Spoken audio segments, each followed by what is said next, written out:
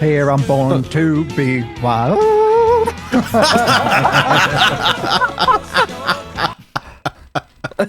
All right. Time's up. Let's do this. We're in for a wild night.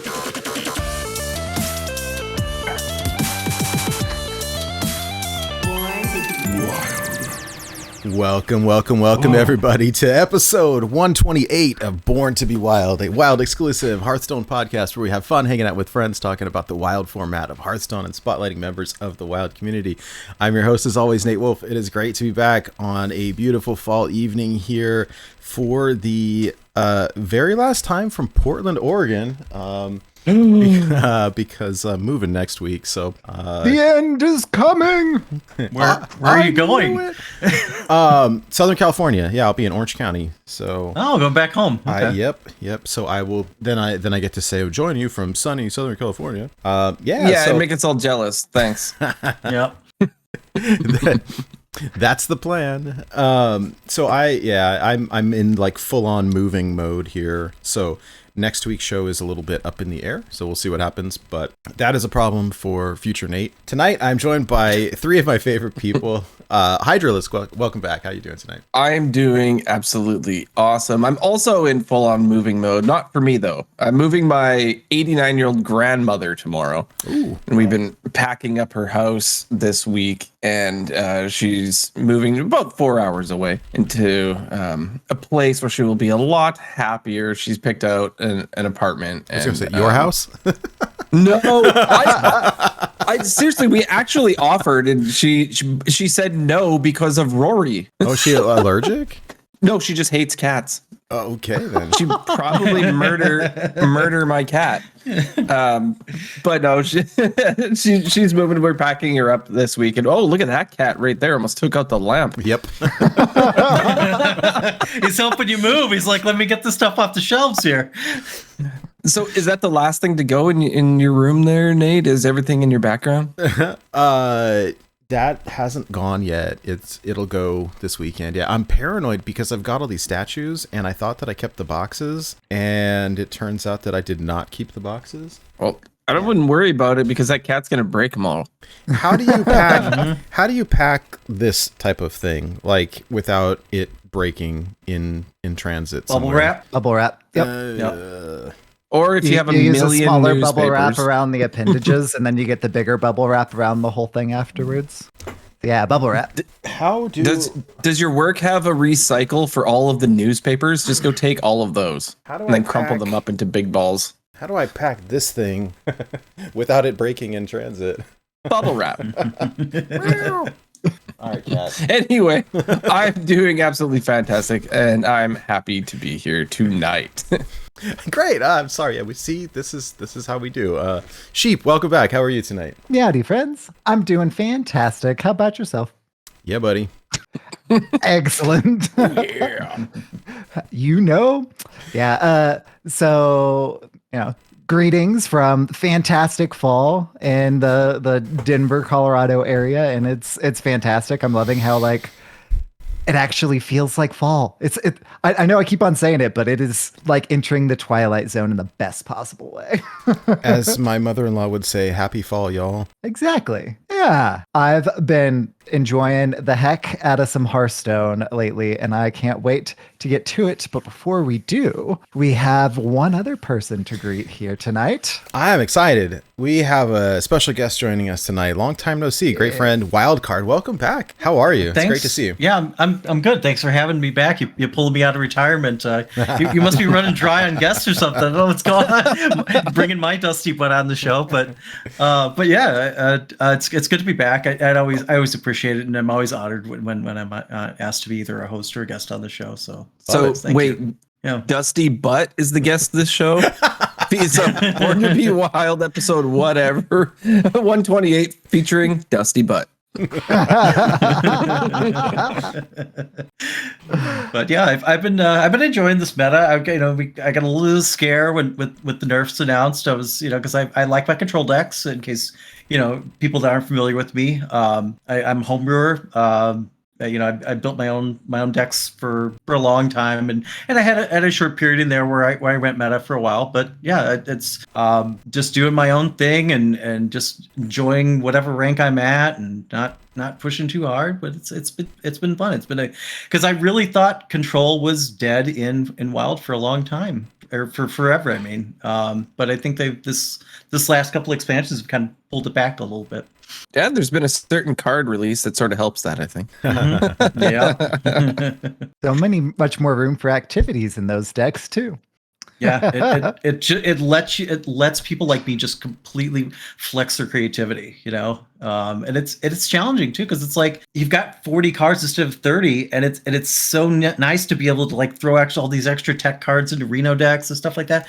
But then again, when you're looking for something, you need that many more tutor cards because your deck is that deeper, and that can be frustrating as well. So especially with the speed of Wild, you need stuff fast, and digging through 40 cards is not easy. Yeah, it's interesting. We were talking about that last week, I think, where like Reno Priest, the build is so much different now. Where I was used to playing with like, oh gosh, I can't think of the name. The one that switches the Spawn order of of your deck. Shadows? No, the Polkelt. Yeah. And like the build is just so much different now. But yeah, Renathal has opened the door for a lot of creativity. It's just very different now than it used to be. And, I don't know. I think all the standard players now are complaining about it, which is hilarious. And then he will just stick around forever in Wild. And I think that unless something changes, which I guess we'll talk about tonight, that may be what we've got for a long time. Yeah. Absolutely. Hopefully. Fingers crossed. Fingers crossed for the audio listeners. So, to dive into it, we will first introduce the show. So, for those of you joining us for the first time, welcome aboard. Let me briefly explain how the show works. We record this podcast live every Friday evening at twitch.tv/borntobewildhs. And the video version of this podcast is then posted to YouTube shortly thereafter. Audio versions are also distributed to all of the podcast apps at the exact same time. So however you are watching, listening, or absorbing via osmosis this podcast today, thank you. Yes, you. Yes. Thank you all for being here, especially those of you who are watching us live on Twitch. Really appreciate you coming and hanging out. For those of you who are watching this later on YouTube or listening to the audio versions, appreciate you as well. Wanted to say a quick but very important thank you to Scootin, who is the executive producer of our show, and to all of our patrons. Your support means the world to us. If you're interested in supporting us at all, you can like, comment, subscribe on YouTube, or leave us a review on any sort of podcast app. If you are watching live on Twitch, we do have some emotes that you can unlock by subscribing. There's also some free ones that you can get for following, which is cool. And we do have some merch up on the website. So yeah. Also, if you're interested in hanging out with any of us, we do have a Discord where we hang out, we chat, we share deck lists, we share the funny usernames. I don't know that there were any like super creative ones this week. Last week was pretty hard to top, but I think there was a couple. I didn't end up actually going through and posting mine last week. I'm going to. I've got a whole treasure trove of them. Oh, nice. I'm seeing someone called Pika Nate, which is kind of funny. Oh, we got Spooky Molder. Spooky Molder is pretty good. Nice little. That's pretty good. That's a throwback. Nice little. Taylor Swift is playing Hearthstone. So there you go. and Frank the Tank. So, anyways, if you are interested in interacting with any of us, check out the Discord. There's links to it on the website, borntobewildhs.com. And it's just a fun place to interact and hang out with friends and all of that stuff. Links to the YouTube and to all the different stuff that we've got can be found on our website, again, borntobewildhs.com.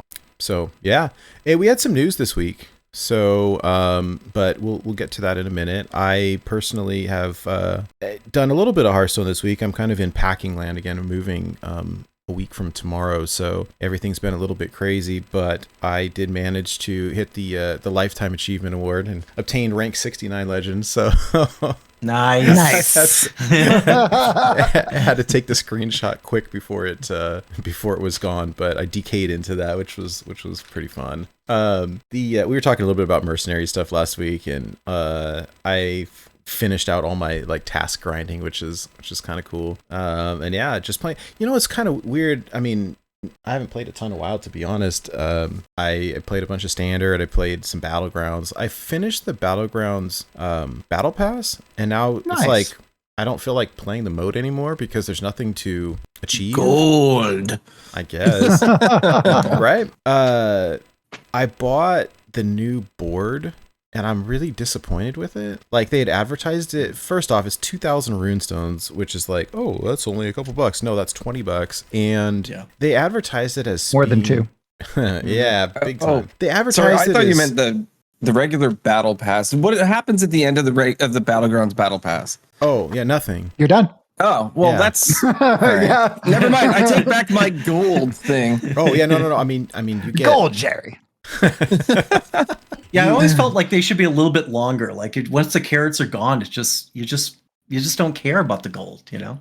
Yeah, well, and at least in Hearthstone proper, like you get gold as you progress, but with Battlegrounds, like I finished it and then it's just nothing. Like, It's and done. so I'm like, well, Oh, there's why? no gold. There's nothing. Nope. Wow. I mean, you get experience, but like not. Yeah. So, anyways, but yeah, I bought the new board. It's like a Murloc themed board, and they advertised it as being super dynamic, and it was supposed to like have all these animations and change depending on like what place you were in and how much health you had and all that stuff. And it is the most boring board that like I think I've ever seen. Like, it doesn't do anything.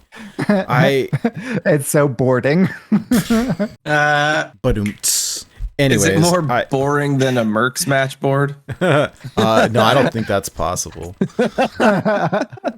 But anyways, whatever. So I hit Diamond 5 last night in Standard, playing Skeleton Mage, which is fun. But yeah, that's about it. I'll play some more Wild soon, I hope. I haven't like had a lot of inspiration. So we'll see. I'm interested to see what new things are in store.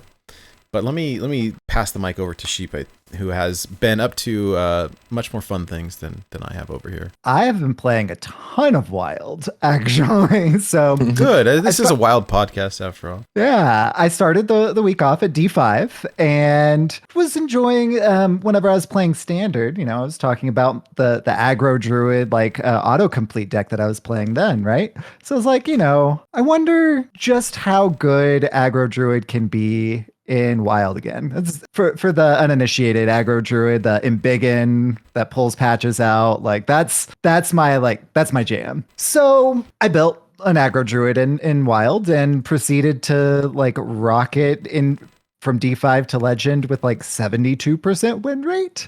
That's rad. That's absurdly high. You're probably catching everybody in their mulligans completely wrong, you know, because everyone's mulliganing for mill, and here you come with the fast stuff, and they're like, you know, I bet that's happening. Oh, And see, 100%. I think you're absolutely correct. And since Aggro Druid is so quick, they mulligan incorrectly, and then all of a sudden I'm hitting them in the face, and if they don't have 40 health, they're done by turn 3 or 4. Yep. So it's just a blast. So been having a blast over here in our format. Also been playing some Standard too. So that same autocomplete Aggro Druid that I was playing in Standard, I was playing yesterday, and at one point even realized that my Standard rank was higher than my Wild rank. Holy cow, that's incredible. Absurd. Nice. So just, you know me, I love me some Aggro Druid, and the fact that I can play it in both formats. I mean, I'm just enjoying so much, like all the time that I'm playing in both formats. So Classic just needs an Aggro Druid, and then I'll be playing a lot of Classic as well. Hey, there we go. So, do you want to take a look at this deck super quick, or do Horse you want roar? I mean, or later, yes, or whatever? Yeah. I Yes, mean- I do want to look at the deck. I was eyeing Force Roar. It's not an aggro deck. It's a mid range to kind of like not control, but like mid range with burst. I wish it was more aggro though. Yeah. Yeah. Herald So of Nature probably puts in some work, huh? So Herald of Nature was one that I was playing a lot in Standard. And Right. since I was having so much success with it there, I tried it out here in Wild too. And it just does so good. It's like basically another arbor up, just cheaper, and only gives one attack instead of two. And instead of 2/4/3s, you just get a 3/3, but you get it out so much quicker. And since we've got Embiggen is a nature spell, and that's what you're hard mulliganing for anyways. Living Roots, you want that to start out early, and then our Sow the Soil also is a nature spell. So there's so many nature spells that actually activate it. It's really consistent to actually get there. And wildcard, earlier you were talking about 40 card decks. I'm running aquatic form, so I'm running a 28 card deck. I went kind of like the exact opposite route to take the cards out. So absolutely loving this deck. It's so much fun. And Embiggen into a 1-drop pirate. Pull patches out and it's buffed up. If you've got Parachute Brigand in your hand too, then you've got extra 2/2s, and then you just buff them, and then you just keep on going face. It's my happy spot. Right in the face. Yeah, exactly where it should be. That's great. That's great. Yeah, I was like, a lot of the time I see you try out your aggro druid when you're bored or whatever. Like, let's see if this works right now. And a lot of the time, like, 50-50. It's not really that good. And then you posted your stats, and I'm like, whoa, it's working. This is how you do a meta call. Like if you can fool your opponents into mulliganing correctly, then you already got a big drop on them, and this deck is just so fast that there you go, right? I love it. No, Absolutely. It's true. I mean, as a control player myself, like the one thing that can always beat me is aggro, or that I can get in trouble with. So if I see like a warlock or not so much druid anymore, but that's exactly the point. But I always mulligan for aggro because if it's control, I can adjust on the fly. Mm-hmm. But if it's aggro, if you get too far behind, you're just toast. Exactly. You got him. So that's what I've been playing. It's been a blast here in the Sheep City, playing that there Hearthstone. I believe we have some other people who've been playing Hearthstone on this call as well. I think next on our show notes is Hydralisk. How have you been playing? I've been yeah. Sorry, I don't have the effect on right now. I've been a dirty Mercs task grinder basically all week long, and the week before that. Every single day when I get home, I've been doing my regular, every server, me, for some reason, I have to do my stupid quests on them all. And then when I'm done that, it's onto the Mercs. And then when I go to bed, I'm laying there in bed with my iPad and I'm doing the tasks over and over and over. Since they give you the 4 different Mercs tasks straight up, and I was so far behind that I have unlimited gameplay basically at this time, because I can do the 18 tasks. I can go to bed. I mean, I can't do 18 in a day on 4 Mercs, but every couple days I get a whole new set, and the next day it's full again. And I've got to a point that I'm now, because I bought some packs at the very, very beginning, but I'm now at 99 Mercs out of 114. Nice. From just grinding the tasks. They give you a lot towards the end, because you get 16, 17, and 18, and then our packs, yeah. And you do that times 4 Mercs, so you get 12 packs every single 4 that I rotate through. So I can get 12 packs every couple days. Nice. And so, I mean, a lot of those packs are quite disappointing, I will say.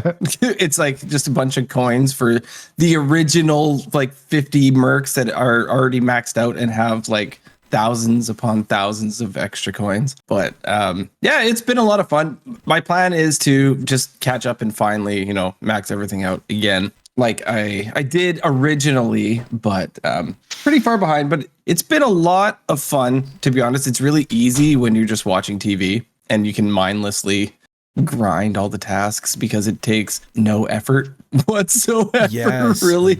Though there's one that I have with Antonitis, where I can't remember which of his powers it is. It's the one on the far right where it says kill 3 minions with this in one turn X many times. Anytime that shows up, I just keep throwing that one away because The trick, and Antonitis has been maxed out forever. So to me, like, it doesn't matter to actually finish that unless I want to get to the packs. But Nate, you said you have a trick.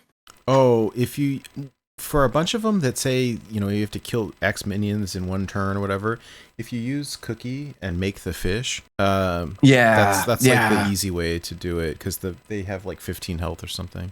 So I don't know, zombies would know, but the Cookie's fish help with a lot of those tasks. Yeah, I've been doing the same thing all week. Like picture in picture on the iPad is the greatest thing. So I'm now on season 11 of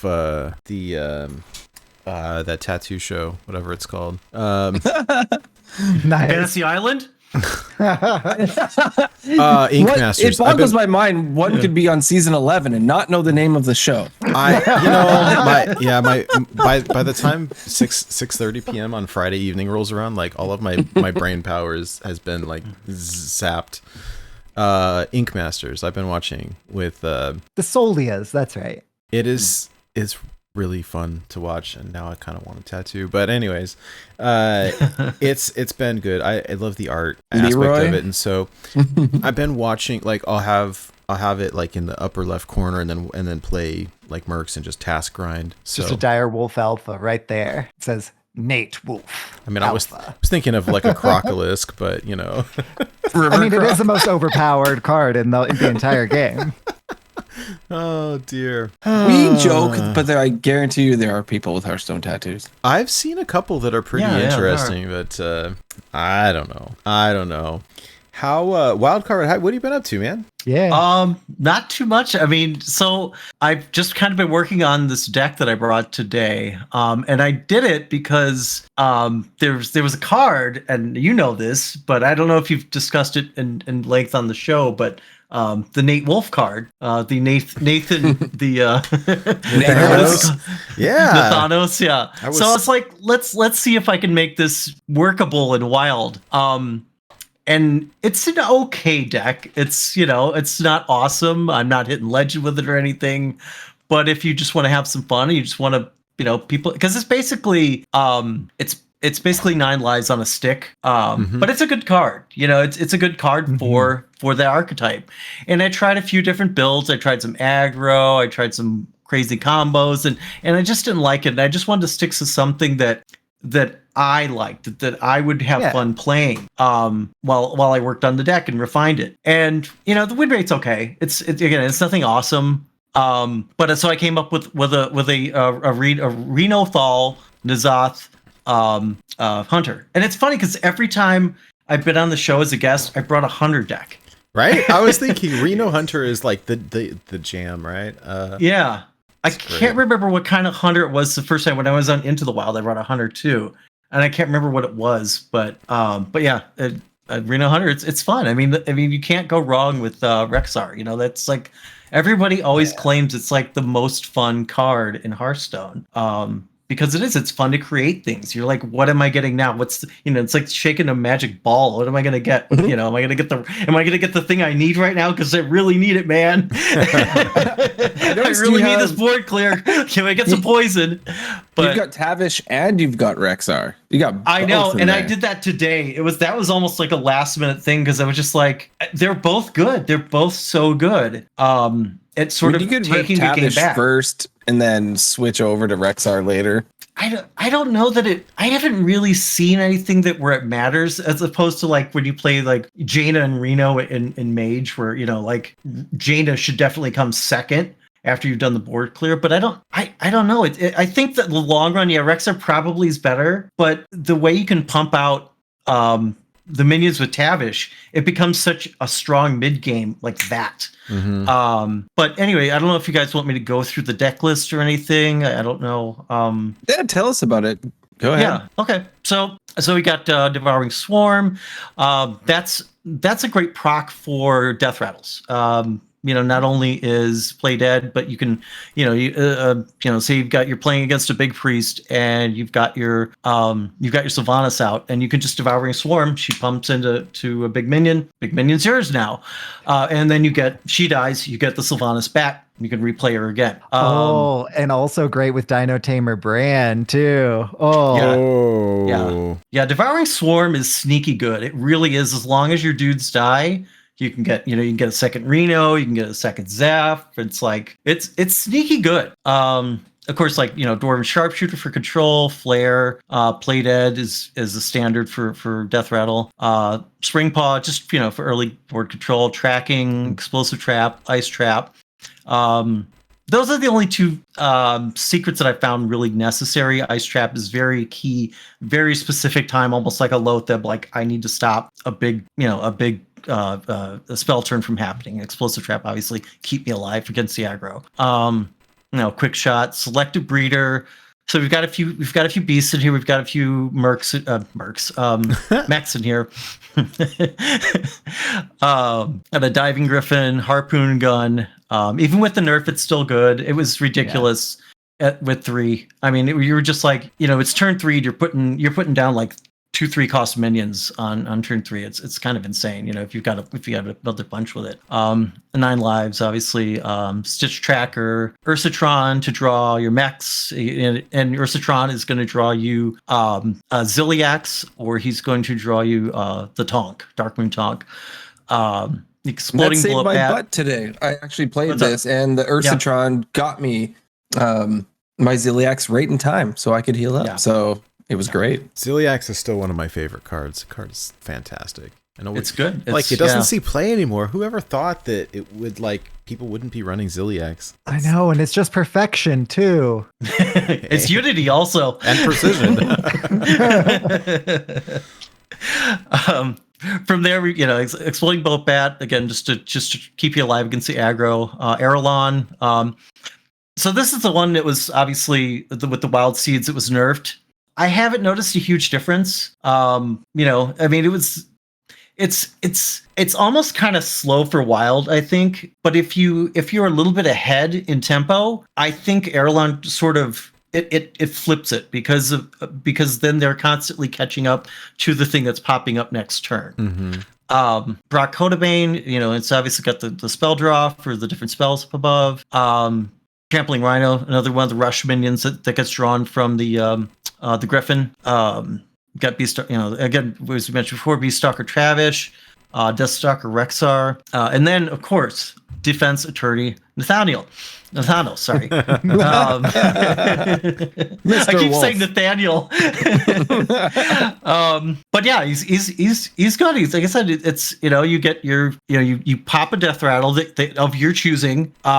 You get that card back in your hand that and you've got a big minion or a mid-range minion on the board. So it's a good card in this format or in this archetype. Yeah. But the one thing I struggled with is and it's funny, I almost want to cut N'Zoth. I think if there's any card you cut, it's N'Zoth in this deck, and it's very surprising, right? And just because it's with the speed of Wild, I just don't. Usually, I'm either killing my opponent first with tempo, or I'm just dying. Whatever. I just don't draw well, or I draw a bunch of the Deathrattle stuff before the Deathrattle minions. That's where it can go bad. Or I just draw like the big stuff straight out. But that's fine. Obviously, Wild Bloodstinger, just another dirty rat. It's just really good. Getting your stopping the combo plays. The Tonk, as I mentioned before, Dino Tamer Bran, Jewel and N'Zoth, which is a little better because there's only a few Deathrattles in this deck, so it's you don't need a giant N'Zoth board. I think the Jewel N'Zoth probably works fine on its own because you'll generally just have a couple of that come out. And then for the neutrals, you got the Armor Vendor, Dirty Rat, the Sketchy Stranger, which is great when you can get her to get you an ice block. Oh my god, that's so amazing. Zephyrs, obviously Renethal. Then I've got Tinkmaster Overspark in here because let's go. because Big Priest is a pain in the butt to deal with this deck. If you you would think it would be a great matchup, but Big Priest is so much faster now than it used to be, because back in the day, I would run a deck very similar to this with even more Deathrattle, and I would just steal everything from the opponent. But it's a different meta now. So it's just a transform mechanic, and just try to mess up the Yeah, Illuminate changed that. They're just so quick. It was only like turn 5 or 6 until they brought something out with Shadow Essence. Now it's so fast. Turn 2 or 3. Did you say?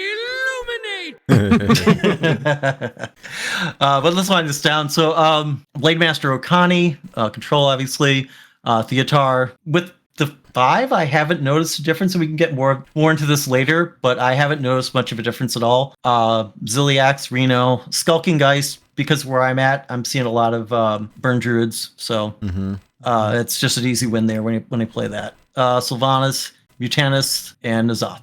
So. Looks super fun. Yeah, and that's what it is. It's fun. It's not. I'm not coming here to say. I mean, if you get lucky, maybe you can hit legend, but I can't imagine the win rate of this would take you forever. But it's just fun. It's such a fun deck, and I made that card work the best I could for at least the type of deck that I enjoy playing. Nice. I tried it a couple times, and I was versing Demon Hunter just before the show, and they were top decking, and I had 10 cards in my hand. I'm like, which one do I play? My hand is full. I've got so much stuff. And this poor person was just top decking the whole time. It was like I was playing with my food. It was great. Nice. Meanwhile, they required more Vespine gas. They did. You should have me spectate you out of. I mean, not that you needed help in that game, but I would have liked to see how other people play with the deck. I enjoy that. Yeah. I just wanted to get a feel for it, and is definitely a good time. I'll probably give her a few more runs for sure. Nice. For anybody who's listening or whatever, the deck code is in the show notes if anyone wants to try it out too. Looks really fun. So if you want to copy and paste the deck code, it's there, so you don't have to write down all of the card. Like we used to have to. Right? When my wife used to make fun of my pad of paper that she called my nerd notes. Wow. I was going to say, Sheep is waiting over there. When I was young. Yeah, on the one side of our couch, on our sectional there, on the armrest, I just had these stacks of paper that I'd, rip off a page off of my notepad, and there was just kind of all over the place clutter of them and everything. And it was to her, she'd pick it up and she's like, Leper Gnome 2X? What is this? And you're like, hey.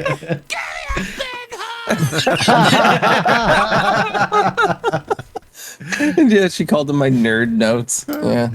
We were backing up photos and stuff from the cell phones, and my wife's got all these, pictures of family and stuff like that. And she's going through mine, and it's all screenshots of deck lists.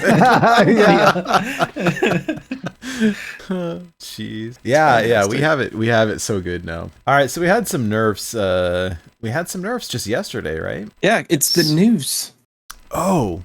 Welcome to the news. The news is so good.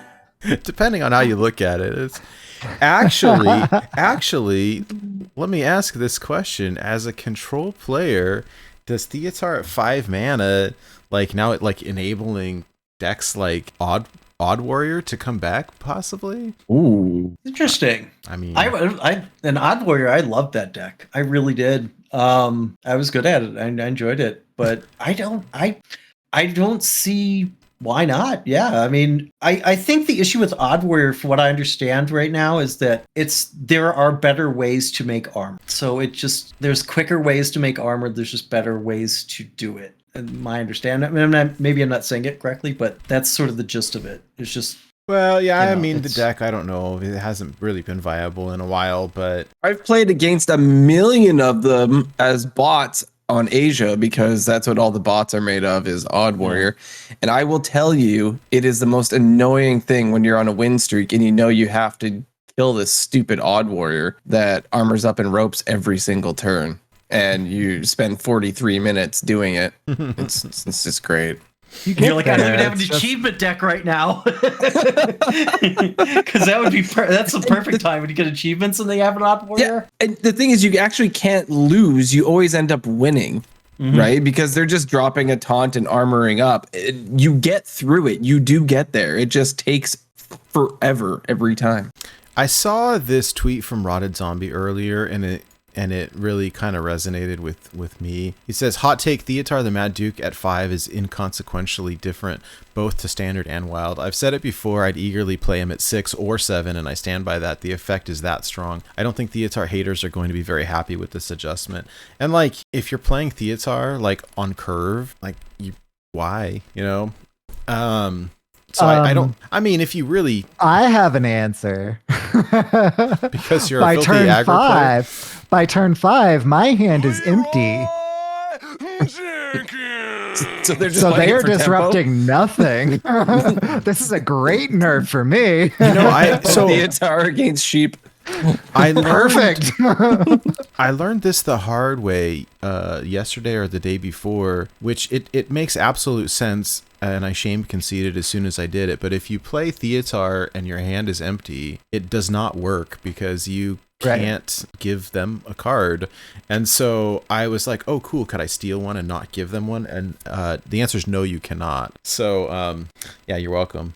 But anyways, yeah, I agree kind of with the sentiment though. The card still seems good, and I don't think that 1 mana really makes that much of a difference, because typically I'm playing this kind of late when I can steal their like win con. When you knew they drew it, like they tutored it, and you're like, yoink. Yeah, that, or if you see if they're holding a card in their hand for a long time or something, or they've only got 3 cards in their hand, so you know you're gonna get to look at their entire hand. Mm-hmm. So I don't feel like 1 mana really makes that much of a difference here. But anyways, so the nerf is Theotar was 4 mana, now it's 5. Same effect. Yeah, I mean, it's still going to be annoying. That's the thing. It's one of those cards that I love to play, but I hate when it happens to me, mostly in standard, to be honest. I think in standard, when I've been playing, so I only have 8x, like you, Nate, in standard, and it's running like everything. Like it's constantly running. I'll be like, oh, right, I can't wait till next turn. I'm going to get you. Nope. I hate that. It's a great card when I play it. It's just terrible when someone plays it on me. See, that's the thing. It's like you got to learn how to play around it. Because again, like as a control player, I'm holding things like the Zoth and Reno in my hand, and and as sad to say, it's like it doesn't need to be nerfed. You just need to learn how to play around it. Play your big cards a little bit earlier so they don't get stolen, or put a bunch of crap in your hand so it muddies the pool a little bit, so you don't, maybe don't play that extra rush minion out of your hand, leave one of them back. So that's, that much percentage less that Theotar is going to take the one that you want. It doesn't need a nerf. It just, people need to learn how to play around it, Muddy the pool. I've lost stuff to it too. It's, that's the way it goes. And you have so if you draw patches, don't play patches. Got it. Yeah. I to completely agree with you and kind of yes, and disruption is good for the game, right? Like having no way to counter against combo decks is just not a good meta state. So having disruption, and this and Mutinous are kind of standards to disruption tools, right?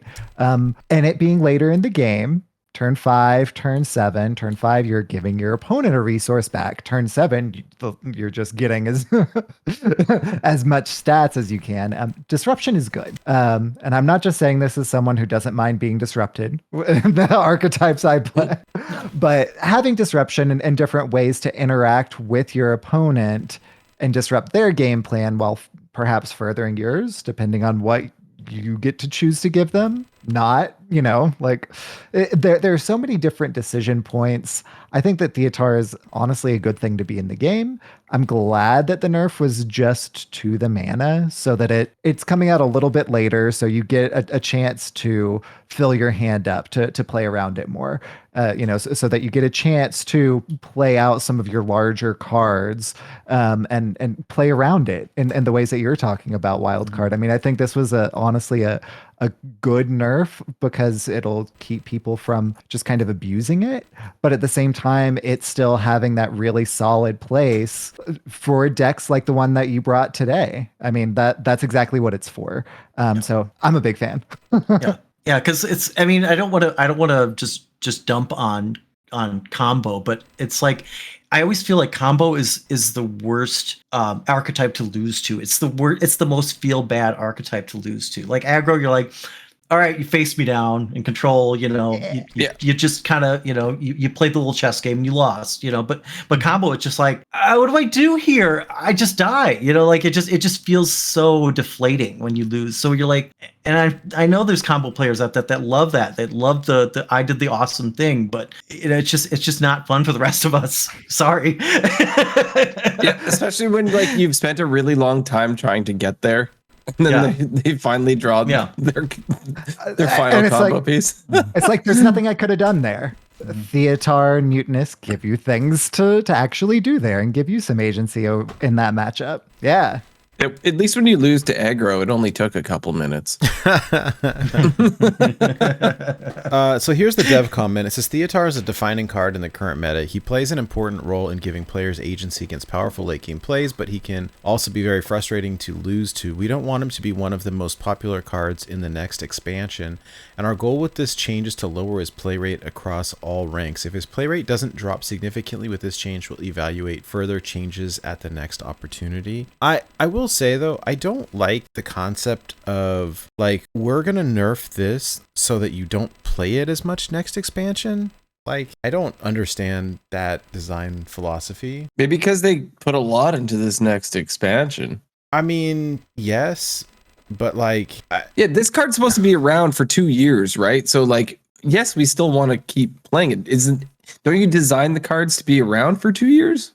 Where you make a card and then they're like, you guys are playing it too much. Like, well, yeah. You made a fun card. But also what they've done in the past is like, and other games do this too, where you build it, you have a thing and it's a problem, and then you sell another problem solver to them on the next release, so that you keep selling your product. So like, you had Jades back in the day, and then you sell the Skulking Geist to people. So they, people buy a lot of packs to try to find the Skulking Geist to counter the Jades. And this, you have a Theotar, and maybe there's another counter coming for Theotar or Dirty Rat the Renethal. Theotar. Yeah. So the reason why I think we're probably seeing a nerf here is that Theotar was the answer to Standard's Denathrius. Right. And so that was kind of the exactly that kind of counter. Yeah. They offered them in the same product, pool. But that was kind of what they were trying to get at there. Meanwhile, Denathrius's play rate, again, they nerf for Standard. So speaking from a Standard perspective there, Denathrius's play rate has gone down.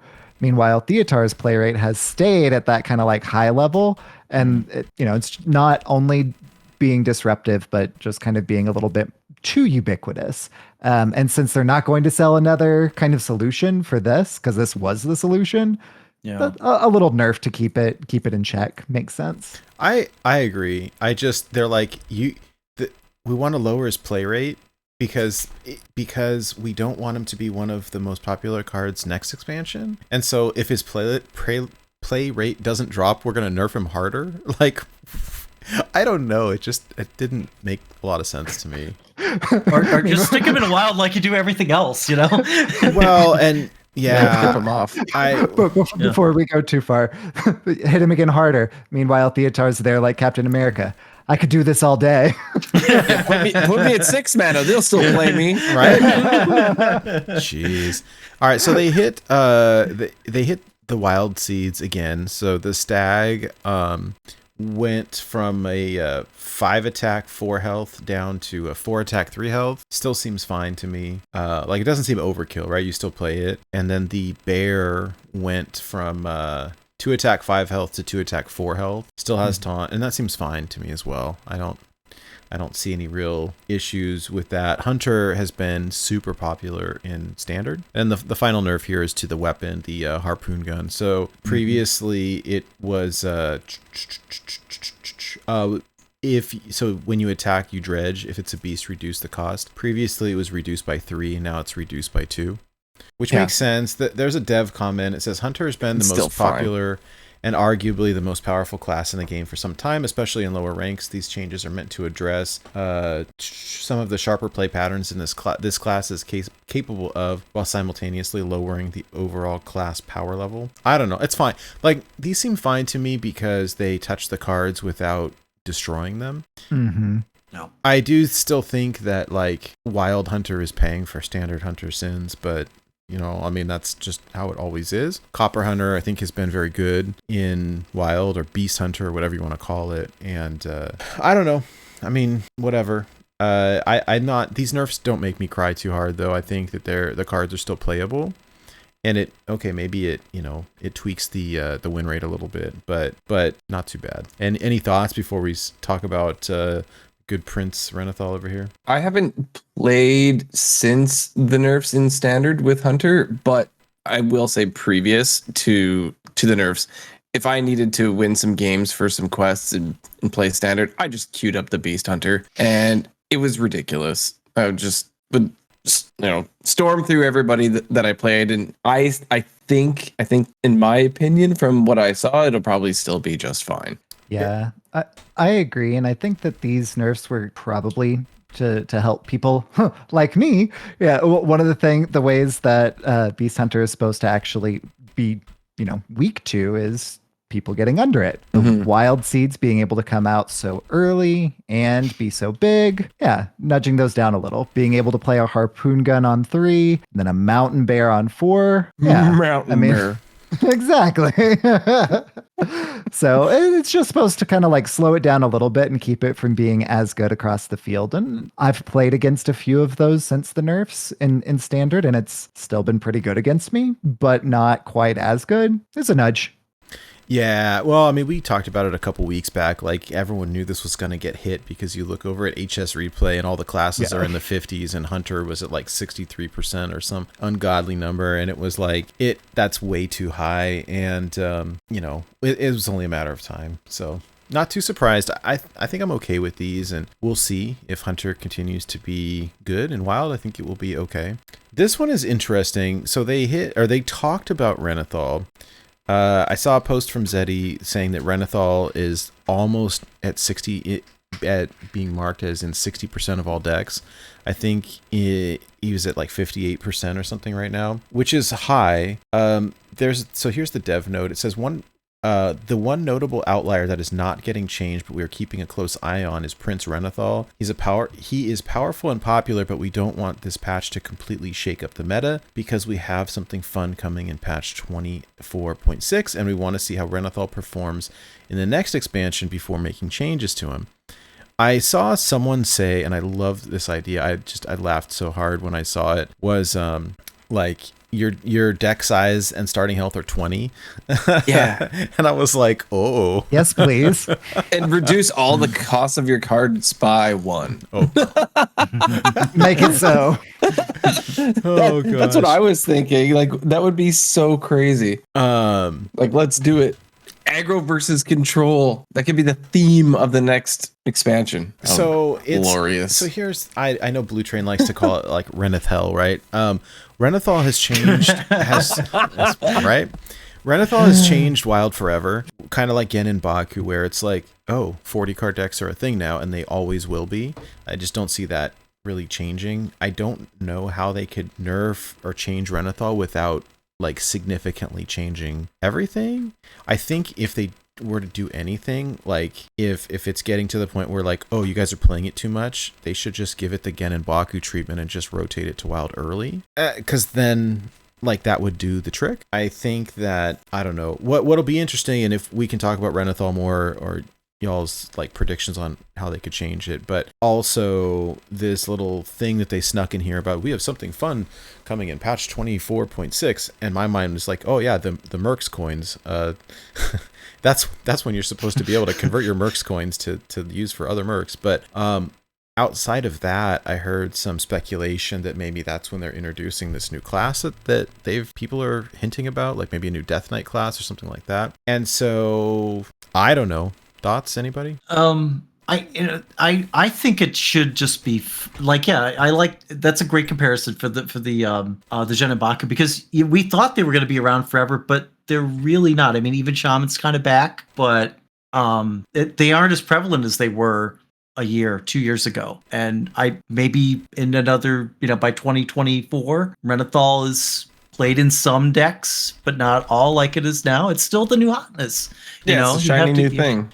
Yeah. Once the novelty wears off of playing that, the 40 cards, maybe it winds down a bit. I don't know. Yeah, I'm not sure. I mean, I don't really know how you could change the card outside of I love the aggro idea. I think that's cute, but not what they were going for. Yeah. And 35 seems weird. So yeah, I think that they could just say 50 and but it actively nerfing it. It's way worse to have to make it that harder to draw your cards, right? Yeah, I'm kind of agnostic about Renathal. I mean, they have more health, but then it's less consistent for them to have board clears. I'm not super bothered by it, but also 40 health is a lot to chew through. So I kind of look forward to the play rate going down a bit. But at the same time, I mean, my deck is consistent. So if my deck's doing what it's supposed to, then I should be able to get there. Let me ask this for the standard purposes, the reason it would get nerfed.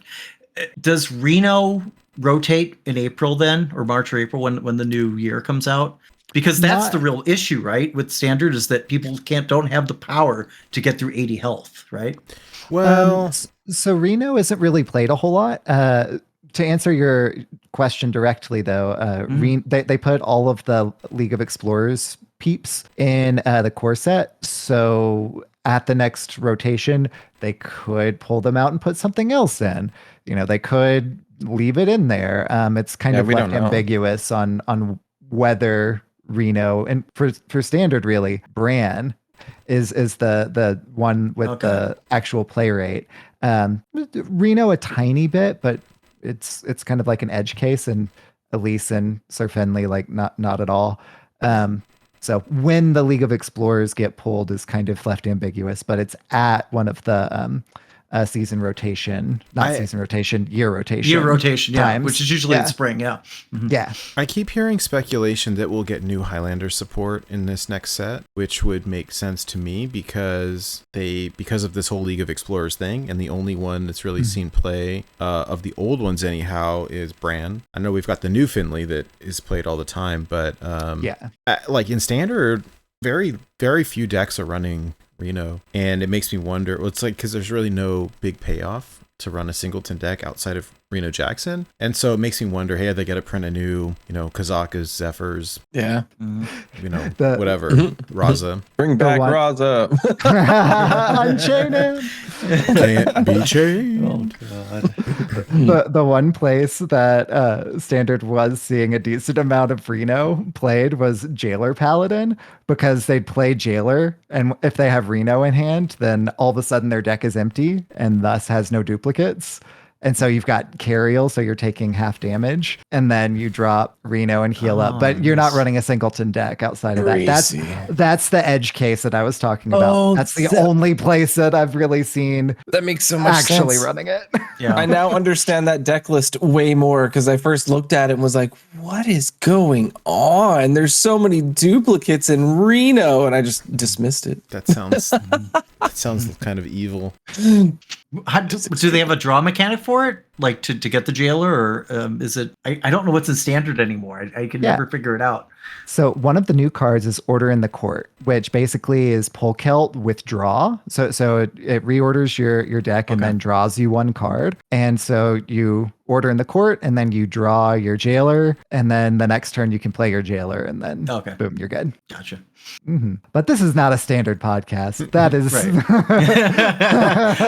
But it affects us. It really it splashes over to us all the time. It's you can't talk about Wild and not talk about standard in relation to Nerfs and things like this. It's impossible. Completely agreed there too.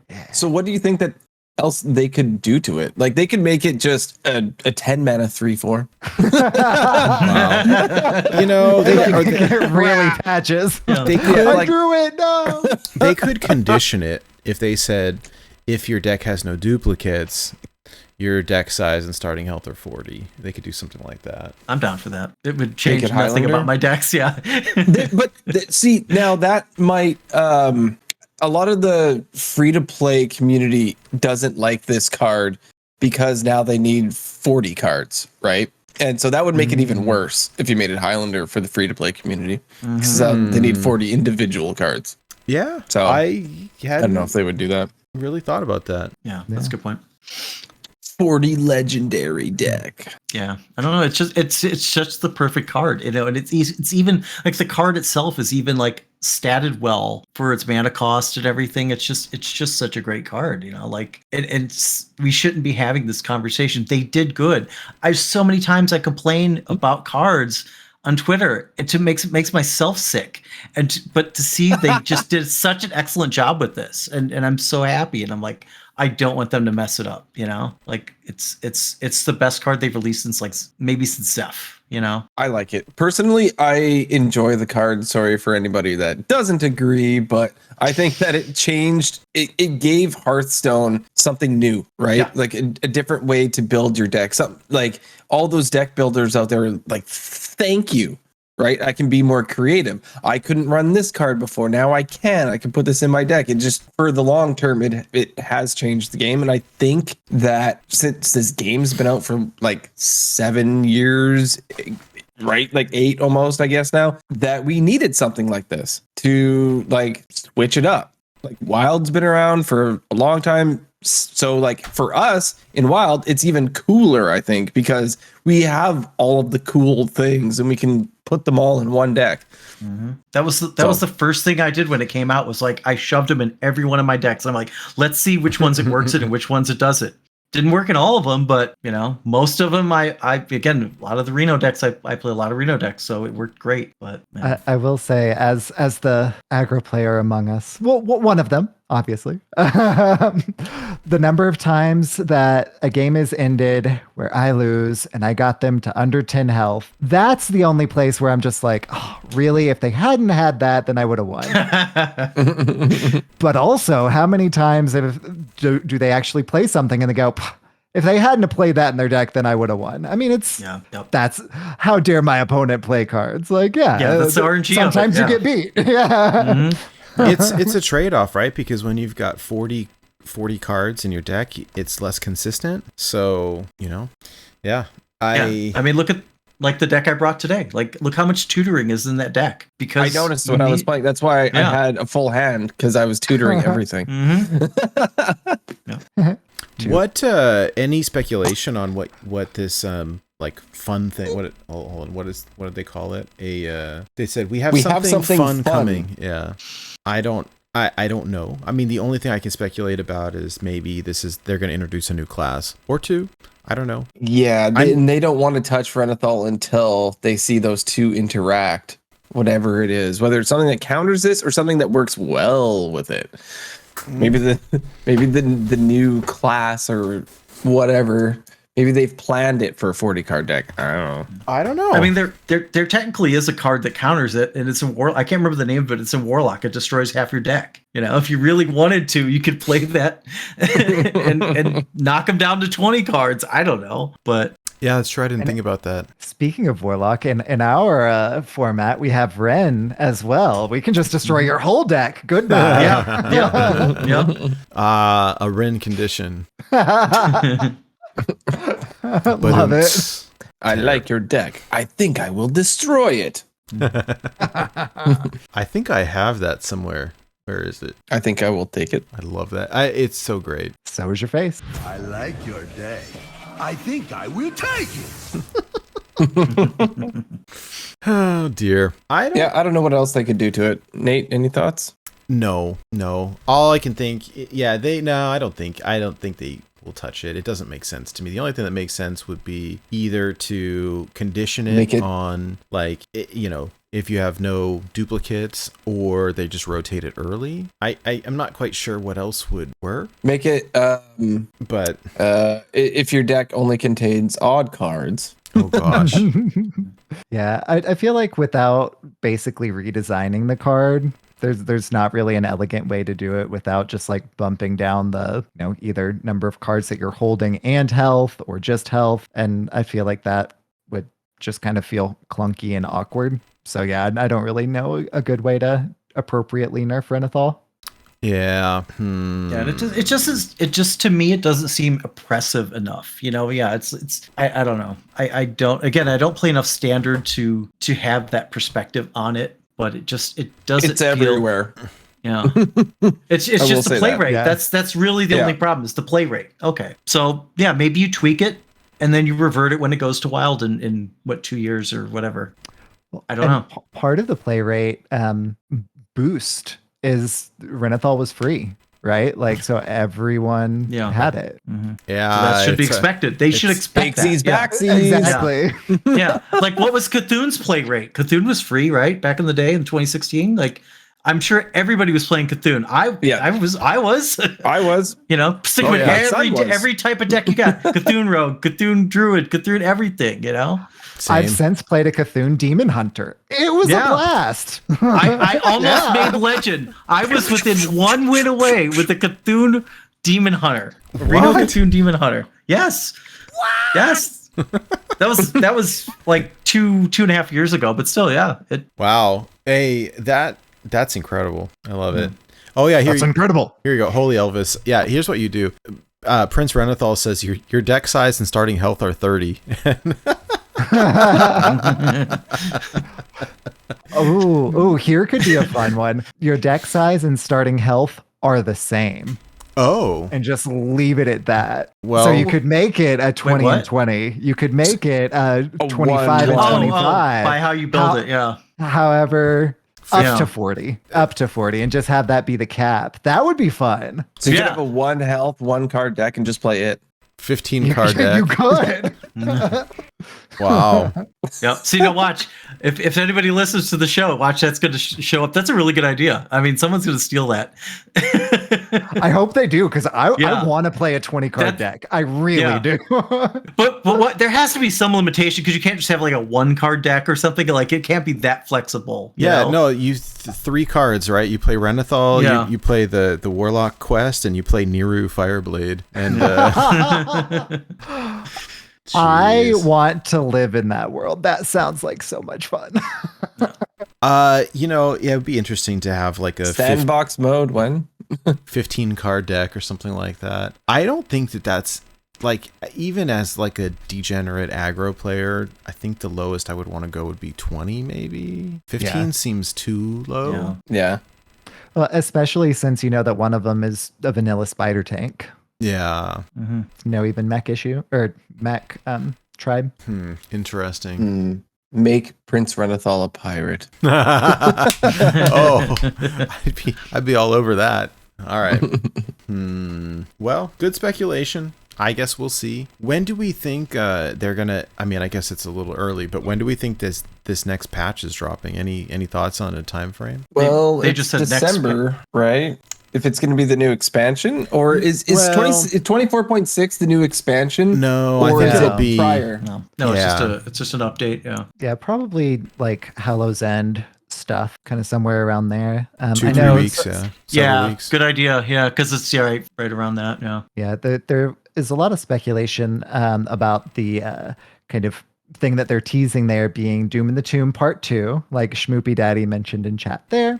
That's one of them. Maybe kind of bringing in Death Knights, whether that be the class or, hey, we're teasing Death Knights as the new class going forward, so we're bringing them into standard in the form of the hero cards, like something like that, maybe. Interesting, because I was assuming that patch 24.6 and the new expansion were the same thing, but now that I reread it, it says something fun in 24.6 and in the expansion. They got 2 things. Yeah, Another it'll one. be it'll be an interim, I think. Another one. It'll be like between sets. because that's the big Mercs patch where they're supposed to update the coin issue, and I know that was supposed to be a midway type patch. Because do they come out with a patch a month? Is that about approximately the pattern, or I couldn't tell you. I track a lot of things, but patch kind of iteration and timing, unfortunately, is not one of them. You know, I know a lot of people who do, though. yeah, I'm sure. Yeah, I'm sure Ridiculous Hat knows. I do appreciate how much they update the game. I do not appreciate how much I have to update the game myself on my phone. On my phone and my tablet and my PC. Actually, okay. In my heart. Like, it's like break at work. I'm gonna play update. No. You know what? It looks like it, it depends what's broken in the game, but it looks like it's typically about every couple of weeks. Because they do server-side patches as well. All right, so let me put this. Yeah. I'll share it in chat here, and I'll put it in our. I'll put it on the screen as well. But if you look at this, sorry, uno momento, por favor. Let's see. All right, so here is the from the Hearthstone wiki. It's got 3 in September alone. Well, there must have been a bunch of broken stuff, is all I can think. But and some of those are server side only, like Nate was talking about too, where they push through some fixes that bug changes and But like 2 in August, 3 in July, 4 in July. There was 4 patches in July. Yeah. They're on it. So, I mean, if you look, but this shows for all modes as well, right? So 927, 9992, 830, 816, 726, 715, 711, 627, 616, 61, 520, 19, 11, 10, geez, 426, 45, 322, 317, 33. It's like every 2 to 3 weeks, but it just depends what it is and whether it's like a server-side patch or if it's a big, like an update. And sometimes it's just like this Battlegrounds thing or whatever that isn't really anything to do with Constructed. Yeah. Right. But so we'll see. Ben from work says 3 weeks ish. It's probably about right. Yeah, I don't know. We'll see. I'm just excited for the Hallow's End emotes whenever you say like hello and it like says, something kind of spooky instead. Like, I love that. Hollow. Is it dual class arena should be coming? Is that right? Historically, yeah. Mm-hmm. The only time I play arena every year. Yeah, I've got like 15 tickets sitting there. I'm sure. I must have a ton too. Yeah. Jeez. Now, do they have to update? Like, because they've had a ton of new heroes come out. The skins. Do they have to update every one of those for a Hallow's End voice line or no? So they all record them. So if you look at Hearth SFX, you can look at the heroes, and there is a Hallow's End like voice emote for every single hero. Yeah. So it's already in the game. They just kind of like slot that in, variable point to Hallow's End file instead. I heard they missed Pirate Day on accident this year. They did. Sad. Thanks. We'll see. I've seen them like. It depends what the hero is, because sometimes they'll reuse the same voice lines if like for some of the 1K portraits or whatever. But yeah. You know what? I haven't asked. Can we stop getting Nemsy portraits, please? Because I've got like 15 of them now, and like I love how we loved Nemsy when Nemsy first dropped, and we all needed to do Fireside to get it. Yeah, we gotta get Nemsy, and now it's like enough Nemsy. I drove an hour to get Nemsy. I drove an hour into Chicago to go to a Fireside to get Nemsy. I was so PO'd when they made it free. Wow. Yeah. You know what? You owe me gas money, Blizzard. Exactly. Oh, jeez. I have like all the skins because I've been around for ages. But these new ones, like the food ones, I don't even like them very much. Except Burger Uther is like Burger Uther. Reno's really cool too. Like his when he drops in, all the food just sort of falls in. It's great. I like the Bran one as well. I think that's really cool. The bacon Bran, and he just looks so happy, like pulling the baked bread out of the oven. That one's cool. There's a good meme in the Discord. I'll put it up on the screen here. All these new hero skins that you have to pay for really make me sad because I want them, and I've sort of tried to change, my budgeting when it comes to the game, and I'm like, but I want it. But for me, it's turned into cards only that I'm paying for at this point in time, just because I think I've given Blizzard a lot of money for this game, right? And I do have all of the cards, and they keep giving me now it's like targeting the people that own all the cards. It's like, oh, now you can have cool avatars. So I'm like, okay, I know, I already got all the things, I gotta chill. But they give you so many free ones with the rewards track and stuff, so I'm very much appreciative of that. I would be very happy if they gave us a few less skins and just gave us like sideways facing cards instead of the flat upright cards. Could we pay for that instead, or maybe more deck slots? Like these are, I'm happy. I'm very happy that we have a lot of skins now, but it's like it's overwhelming at this point. I haven't heard someone bring up the sideways facing cards in a long time, but yes, that would be great to see the card back. Yeah. It's really interesting. I wonder at some point, like, they really need to update the UI because they've been using the same one for how many years now? Like 8. Yeah. And when we talk about spaghetti code or whatever, it's the idea of like, hey, yeah, they're still pumping in a bunch of new content into the same client, and like they probably need to rebuild the client. I don't know. I think the interface for the most part is pretty good, but yeah, I agree. What is the point of card back when you can't see it? Yeah. So unless your opponent plays it, yeah.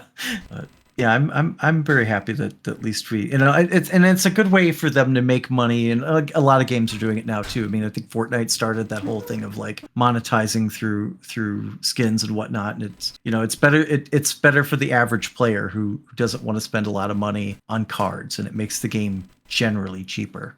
So and they still make money. I'm still kind of irked that like I got these new portraits this past week, and they came with a bunch of packs that like I don't want or need, and I wish that I could just buy the portrait itself for less. I'm just gonna not open the packs until the next set comes out. But I thought the whole point of the runestones was that so that we could package things smaller and like, cool, let me just buy the portrait, please, and not the packs. So yeah, let me choose to buy either or instead of bundling it and making it cost more money.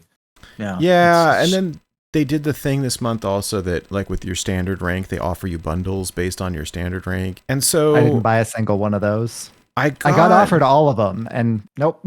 What is the legend one? I haven't hit that yet. It was some gold packs. I will say they're a relatively good deal. It's like less than $1 per pack. The golden packs are more than $1 per pack. Yeah, those I don't know. I think the one when I hit diamond, it included like 5 golden packs and a bunch of regular ones. But my thought was, hey, that's what I did for this set. And it was cheaper in the long run. Like I did the pre-orders and these bundles, and that was enough to get everything. Just because it was like a better deal. So now I'm sitting on like 135 packs or something, which I'm just gonna wait on, I guess. But I don't know. I need to like not buy this stuff, especially with moving expenses. Yeah, I've cut down my spending a lot, but I'm in the same boat as you, mate. Literally 2 packs more than you. I have 137. I just checked it, and they're just sitting there, and it's not like a brag or anything. I've been playing the game for 8 years. Like as you've been playing for a long time, you just have stuff. You have gold and you have things. It's like, but yeah, it's just like if you buy a skin, I don't need those packs. It's just dust, which is fine, but not for that price point, Yeah. I'm at 167. And so whenever the new expansion comes around, it's like, that'll be nice then. But even at that, that's the last time, I got the pre-order for the other stuff and the good price point. And then I opened the stuff that I had saved up. Not all of it, because I was able to complete the set without like even opening everything I had, which is why I still have this many. Which is a good problem to have, but also like, I do the Tavern Brawl every week to get the free pack, because like same. It's free. Yeah. And it's fun, which menu is that under? It's in modes. Modes. But like most of those are, just like, oh, it was bundled with this skin or that skin. Like it's at this point, I'm not just buying the, the standard or wild, like the standard pack bundles, like that correspond with your ranked acumen or whatnot, your ranked achievement, because all it is packs, and I don't need those. Yeah. We have whale problems. Yeah, you know what? So this week I got it's the first time it's happened in ages. I got like a flame ad after a game. And I was playing this like control paladin on standard ladder, and the response was it says lame deck to make golden. LMAO, nice try, baby. And before I could type in, wait until you see my golden Murabi, they had unfriended me. So you're welcome. But that's so funny. You'll If it makes still you see feel it better, in the Blizzard net. yeah, that's true. It should still be there, right? Like you can. well, yeah, I mean it's there, but I they're not on my friends list respond. anymore. I know I just couldn't respond. It's pretty funny though. Yeah. It's like, Wait, oh, can you see what their like 4 or 5 digit number is? Can I add them and respond for you? Does that exist? Yeah, this dude's name is Magic Gap. I mean, I'll have to look it up, but Oh, Nate's got a list. Nate's got a list. I love it. hey, you know what? Who knows? So I won't list the numbers on the show. Don't but make fun of my friend Nate. I thought it was funny. You know what? There was no, it wasn't a threat. There was no bad language. It's just, it was just kind of funny. But also, wait till they see that you have a golden Murabi. I was just sad I didn't get to use my comeback. That was a good one too. Jeez. Yeah, Dr. BMD says, yeah, don't try that at a bar. It's like, What? Show them your golden Murabi? yeah. Hey, now this is a family show. Oh, Don't be gosh. talking about that here. No, that was a good rage ad, if any, that I've seen in a while. Yeah, it's pretty funny. Yeah, Doc says, you should see my golden Murabi is not a line to try at bars, if anyone was wondering. I've tried it. Didn't work. They just asked about your golden patches. Alas. Yeah, it is no longer in charge. Yahar. So when is the rotation? I never know. That's the problem of being like Spring. a wild Spring. player. It was the spring. March, April. Yeah. Ugh. Yeah, so we've still got one more expansion that will still be in standard, and then rotation time. Okay. With But the next Nate will one. be in SoCal, so he won't notice when spring comes because it's always summer. We only have 2 seasons, spring and summer. That's it. And And they're spring is very, like 2 weeks of rain, right? it's maybe 2 days. Yeah. Yeah, no, very little rain, but yeah, it's hard to tell the difference over there. Oh well, we'll see. It'll be interesting if they throw in some new, like a new class or 2 new classes or something. They've kept a pretty good lid on it. I know there was that, and a bunch of speculation or leaks or whatever, but like, it's just word of mouth. Like there was no screenshots, so Yeah, that one person who called out the data mining or whatever it was apparently has 100% win rate with their callouts. well, yeah, but So, I mean, you got to lose sometime. well, and who knows? Who knows? True. I mean, the other piece I think is actually kind of interesting with Ixar gone, and now they're, if anyone is looking for a new job, they're hiring a game director right now. But even if they had something in development, like I know they work on this stuff way in advance, but it makes me wonder, what if they put it on hold until they have like a new game director or something like that? Who knows? I don't know. Yeah, with how I guess they Like- work on this stuff so far in advance that whatever's next is like already ready. So Yeah. And somebody's got to be working as an interim, right? I mean, yes, sort of filling that spot for right now. I mean, I imagine that's probably how that Yeah. works, but I don't know what their like job duties and stuff are, so I'm not certain. But I don't know. I keep hoping they'll hire Ridiculous Hat. His name is Ben after all. Yeah, true. I was got this weird feeling that it will happen one day. When a new like mechanic comes out and somebody asks a question, how does this work? And all the devs, Hat responds first.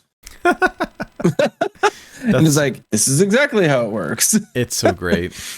It's so great. Yeah, we'll see what happens. I mean, it's been interesting to kind of watch it evolve over the years, and I don't know. I guess we'll see. Yeah, buddy. Agreed. I'm excited. They say something super fun is coming, so I'm holding them to that. I love fun things. Hearthstone VR, let's go! This game is supposed to be fun? Wait a minute. Hearthstone VR, that'd be cool. They said that they did actually have it in early development and they axed it. That was something that came out in one of the AMAs. Huh. Yeah. I wonder why. It doesn't seem like it doesn't seem like it would make anyone dizzy or anything because it's a very flat surface, What if you were actually sitting at the table though, right? And got to put them down? Oh, yeah. Yeah, that would be kind of cool. It's I like think that. the market's too small right now. It's like that intro that they made. Niche, yeah. That was all 3D animated. Like you ever play Battle Chess back in the day? Oh yeah. Where the characters like get up and they fight each other and They stuff. fight each other. You mean like Star in Wars? Star Wars. Yeah. That's a real thing? I had no clue. Or Harry I'm Potter. glad we're on the same wavelength. That was great. Oh, yeah. Yeah. Sounds like somebody owes Star Wars some money. Mm-hmm. I mean, that would be pretty cool if like your little patches got to fight like a Murloc or something. That'd be in VR. awesome. Mm-hmm. Yeah. Oh, so it would almost be like I can't remember the raunchy videos or whatever they're called when they have like when they actually they sort of bring them to life a little bit. That would be very cool. I think it was. I have no idea if that was their plan, but yeah, they but said it was in early development. Yeah, those skins would be so expensive though. And oh my gosh. Oh, and you look across and you are the hero. I can sit there and be like Anduin or whatever. And I could, wow. Like, oh my gosh. It's You squelch them by just like putting your hand over their mouth. Yeah. Oh my gosh. It's it's duct tape. Yeah. it's the amazing LP. They should hire us. Oh yeah, them too. Let me see here. This is why did it send me to that? Have you seen these? Since we're going off the rails a little bit, why not? Let me see if I can put this up on the screen. But this would be so cool. Which one are you going to be putting up? I don't know. One of them, probably one of the newer ones. The amazing LP ones, yeah. These ones are great. The real or the what is it called? Live animation. Live action. Thank you. Mm-hmm.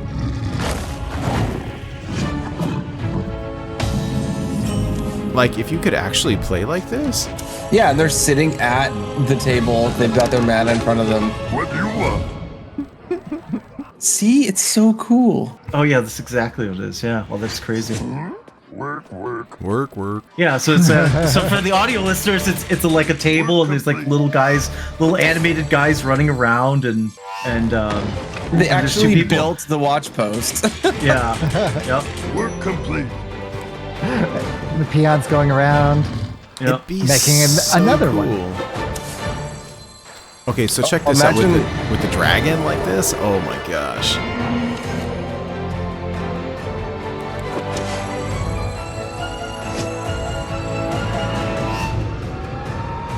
Yeah, this would be really, really cool. I would play this constantly. You wouldn't be able to get me out of my VR headset.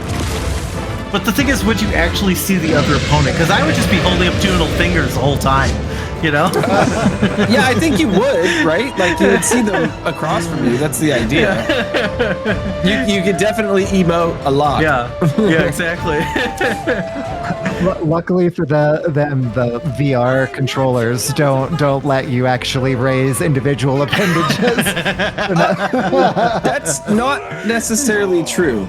The Valve Index has full finger tracking, and with the Oculus, depending on what buttons you press, different fingers go up and down. I don't think they would utilize that for this video game. For the exact reason the wild card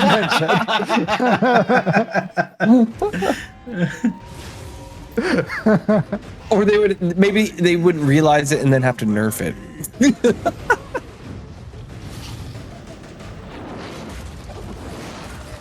But yeah, this is it's just so cool that if they ever did do it, I would have been totally in.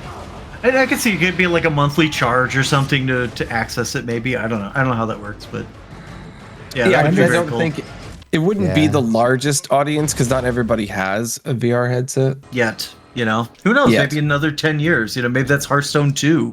You know, like I mean, there's a lot of free to play games that are sort of reaching there. You know, like Nate was saying earlier. You know, just it's an 8-year-old game now. Like it's got to refresh itself at some point. It can't. You know, I mean, it's got a good base, but at some point, it's going to start to look dated. And I think it's kind of getting to the, like his point was, I think it's starting to get to that point. You know, VR is really niche right now, but what's to say in 2032 if Hearthstone's still a thing and why wouldn't it be? Magic's been around forever, right? I don't play it, but I mean, I know it's, you know, World of Warcraft's been around forever. Like these things have longevity. So it's conceivable that could be quote unquote Hearthstone 2, you know, or something along those lines. Yeah, just kind of depends on where the market itself goes. VR, the trajectory seems to be more towards, you know, things on your phone, which Hearthstone already does. But that's the trend now. Like you were saying, 10 years down the line, who knows if that'll be a VR, some sort of like augmented reality, whatever it is, kind of adapting for whatever the next big thing. But whatever that next big thing is has to kind of make it big and have the install base before I think they'll devote the dev time into adapting it for that. And you know what's funny too is you mentioned that about the phones, right? That the market is in the phone, right? But when I had friends that were first buying like the Palm Pilots at the beginning, we were all looking at like each other going like, that guy just spent like how much on that stupid thing? Like that is ridiculous. Like why would anyone do that? And he's like, yeah, but I got gold member on my Palm Pilot. I can watch a movie. And I'm like, what? I will watch that on my TV. What are you crazy? And then, you know, look what I got now. Like my smartphone is right here. Like we all have them. So, and then right now VR seems a little much. Not many people have them. Maybe it will be the thing. I don't know. I guess we will see. I'm okay with it because I'm like the only one here that has one, and I wish you guys had them. You know what? I think that it'll probably be my next big purchase because my kid, like his friend has one, and he's talked about nothing but Beat Saber for 2 weeks now, and so I think that I'll challenge you to Beat Saber, man. And see, I just have to you know get mine into the world, and then up to that point where he's interested in all those things. It'll happen. It's just a matter of time. It's just a matter of time. Oh dear. Born to be Beat Saber. Yeah. Which one do you have, Hydra? Which I don't know if that's an ad thing or something you can't say, but This week's episode is sponsored by Oculus Quest. Yeah, no. So mine is actually And Manscaped. The Oculus Rift S. So mine is the PC VR one. The Quest is the standalone, so you don't need your PC. So mine's PC VR. And so I kind of got it right when the Quest was first coming out, and I chose to get the Rift because of the PC aspect, because it runs all Steam games, anything Steam. Yeah. It does. Nice. I guess the only bad thing is it's tethered, right? So the standalone, you don't like, it's got a battery in it. And so you don't need to worry about the cable that's hanging off of it. So that's the only thing that I guess I don't like about it, but you get used to it. Just don't like when you have the headset on and you get really into it and then you step on the cable and like yanks your head down, yeah. And you're like, stupid. But You're like, But what was planned? Yeah. A lot of people have made contraptions to tether it up onto the ceiling and then down. So, you know, that doesn't happen. I've yet to do that. I'm just very aware of the cable. It involves an intricate system of pulleys. Yes, it does. It does. But yeah, I've just become aware of the cable. If you're playing with the Quest, then you don't have to worry about that. But you do have to worry about the like 2-hour battery life that you have. So There's Yeah, a 2 hours trade-off goes there. fast in gaming. It really does. It's like, man, I've got to charge it now. So I don't know. There's, give and take there.